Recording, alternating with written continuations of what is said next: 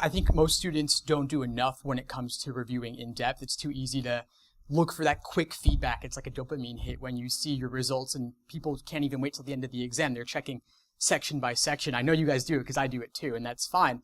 But it's more valuable to delay gratification a bit, wait till the end of the exam so you're more closely mirroring your actual experience. And then with your review process, review not only everything you get wrong, but everything you have difficulty with. Students always say to me, I always get down to 2 and I pick the wrong one. Does that happen to you? I mean, it happens, right? But the thing is that you're also getting it right sometimes, but you're not paying attention to those instances because you got it right. You just move on. But anything you have trouble with, it could have easily just have gone the other way next time. So what you want to do is save a file. I agree, setting them aside is really good. And returning to them again and again. You could do them 10, 15 times.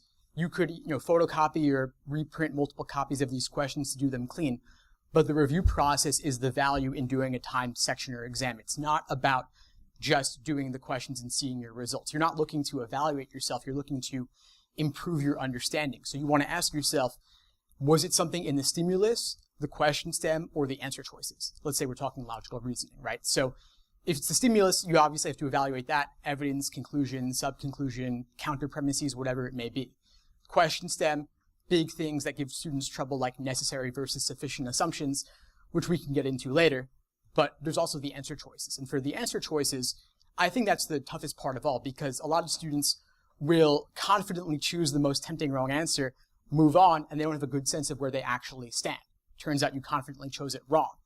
I'm friends with a former writer of actual LSAT questions, and I was chatting with him recently, and he was talking all about the patterns in how they make wrong answer choices tempting. They're very clever, devious people.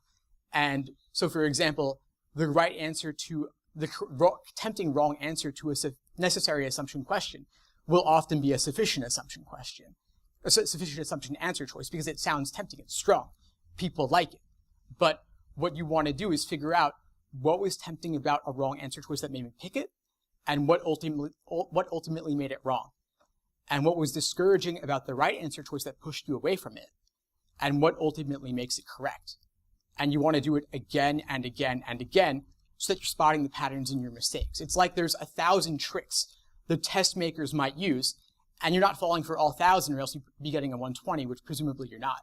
And even if you are, that's okay. You can start from there and work up. But maybe you're getting you're falling for 50 tricks out of 1,000 or 100 tricks out of 1,000, and that's fine. You just got to figure out the patterns in your mistakes. And some items don't come up that frequently. It's like maybe one trick comes up every 5 exams or every 10 exams. You got to do that many exams to spot the patterns. But I think that analysis is really where the gains come from.